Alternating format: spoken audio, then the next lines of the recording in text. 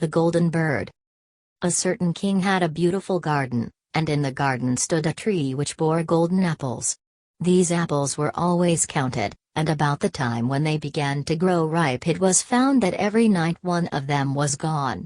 The king became very angry at this, and ordered the gardener to keep watch all night under the tree. The gardener set his eldest son to watch, but about 12 o'clock he fell asleep, and in the morning another of the apples was missing. Then the second son was ordered to watch, and at midnight he too fell asleep, and in the morning another apple was gone. Then the third son offered to keep watch, but the gardener at first would not let him, for fear some harm should come to him. However, at last he consented, and the young man laid himself under the tree to watch. As the clock struck 12 he heard a rustling noise in the air, and a bird came flying that was of pure gold, and as it was snapping at one of the apples with its beak, the gardener's son jumped up and shot an arrow at it. But the arrow did the bird no harm, only it dropped a golden feather from its tail, and then flew away. The golden feather was brought to the king in the morning, and all the council was called together. Everyone agreed that it was worth more than all the wealth of the kingdom, but the king said, "One feather is of no use to me, I must have the whole bird." Then the gardener's eldest son set out and thought to find the golden bird very easily, and when he had gone but a little way, he came to a wood, and by the side of the wood he saw a fox sitting, so he took his bow and made ready to shoot at it. Then the fox said, "Do not shoot me, for I will give you good counsel. I know what your business is, and that you want to find the golden bird. You will reach a village in the evening, and when you get there, you will see two inns opposite to each other, one of which is very pleasant and beautiful to look at. Go not in there, but rest for the night in the other, though it may appear to you to be very poor and mean." But the son thought to himself, "What can such a beast as this know about the matter?" So he shot his arrow at the fox, but he missed it, and it set up its tail above its back and ran into the wood. Then he went his way, and in the evening came to the village where the two inns were, and in one of these were people singing, and dancing, and feasting, but the other looked very dirty, and poor. "I should be very silly," said he, "if I went to that shabby house, and left this charming place." So he went into the smart house, and ate and drank at his ease, and forgot the bird, and his country too.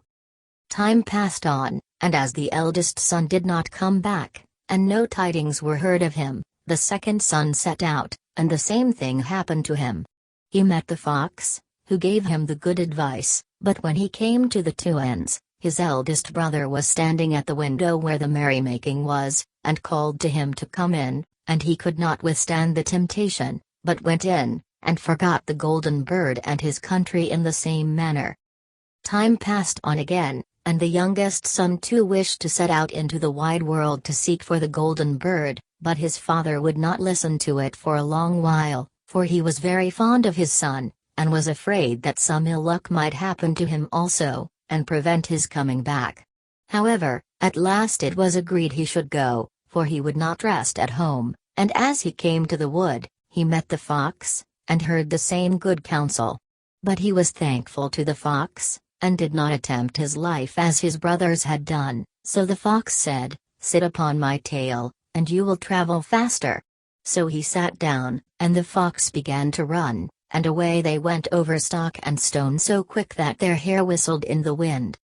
When they came to the village, the son followed the fox's counsel, and without looking about him went to the shabby inn and rested there all night at his ease. In the morning came the fox again and met him as he was beginning his journey, and said, "Go straight forward, till you come to a castle, before which lie a whole troop of soldiers fast asleep and snoring. Take no notice of them, but go into the castle and pass on and on till you come to a room, where the golden bird sits in a wooden cage. Close by it stands a beautiful golden cage, but do not try to take the bird out of the shabby cage and put it into the handsome one, otherwise you will repent it." Then the fox stretched out his tail again, and the young man sat himself down, and away they went over stock and stone till their hair whistled in the wind. Before the castle gate all was as the fox had said, so the son went in and found the chamber where the golden bird hung in a wooden cage, and below stood the golden cage, and the 3 golden apples that had been lost were lying close by it. Then thought he to himself, "It will be a very droll thing to bring away such a fine bird in this shabby cage," so he opened the door and took hold of it and put it into the golden cage. But the bird set up such a loud scream that all the soldiers awoke, and they took him prisoner and carried him before the king. The next morning the court sat to judge him, and when all was heard, it sentenced him to die, unless he should bring the king the golden horse which could run as swiftly as the wind, and if he did this, he was to have the golden bird given him for his own.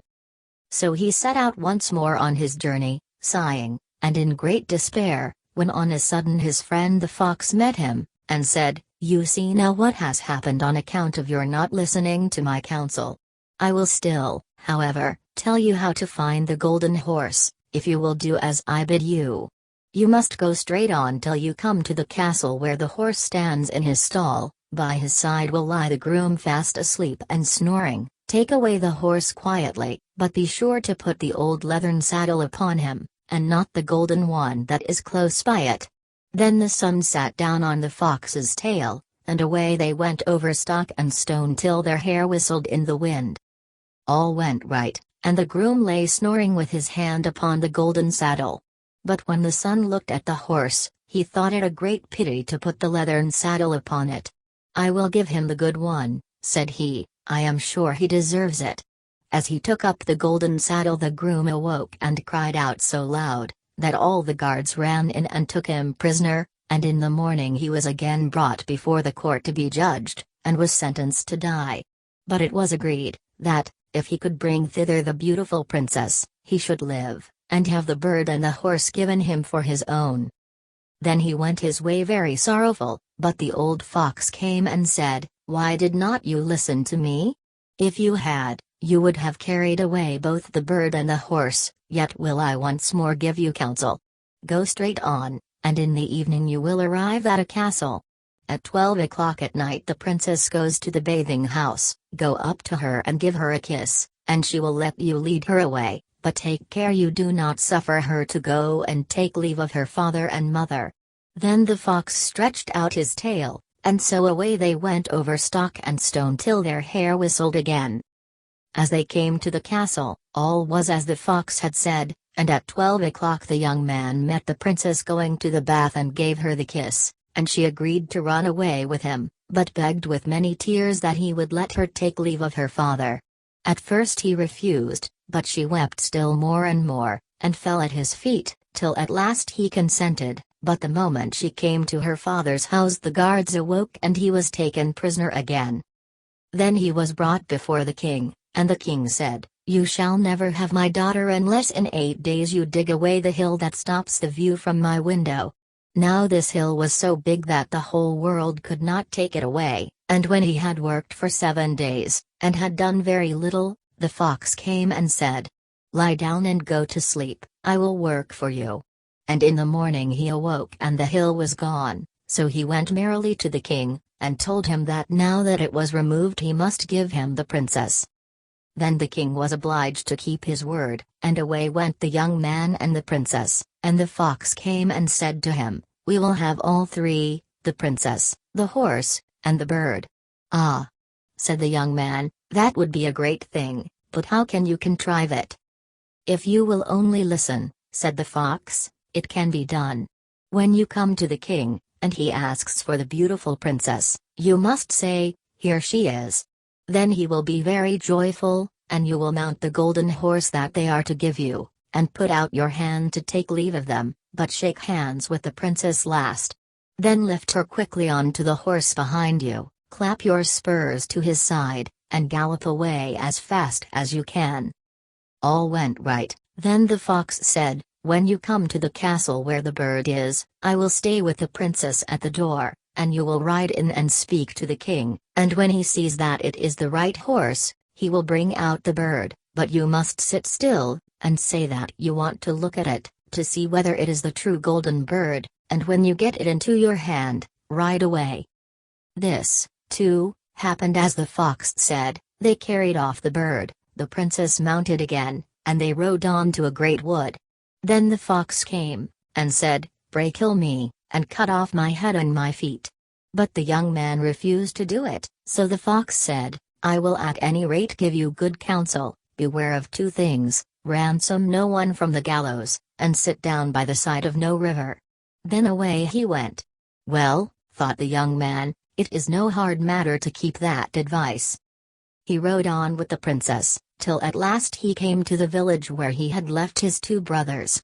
And there he heard a great noise and uproar, and when he asked what was the matter, the people said, "Two men are going to be hanged." As he came nearer, he saw that the two men were his brothers, who had turned robbers, so he said, "Cannot they in any way be saved?"